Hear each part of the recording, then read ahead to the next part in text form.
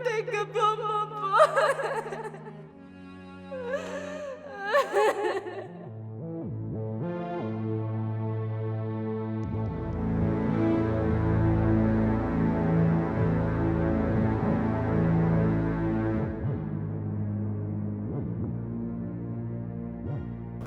እሷንም እንዳባቷ ላትመለሽኛታለሁ።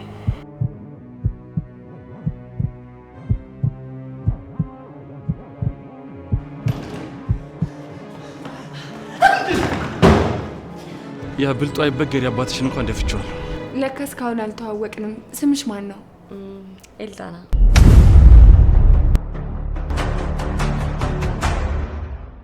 መሳፍንት፣ እማውቀውን ነገር የደጋገምክ አትንገረኝ። ምን አገባኝ? ያገባኛል እንዴ? ኤፍሬም ውጪ ከቤቴ። አስፈላጊም ከሆነ እንገላታለን። እሺ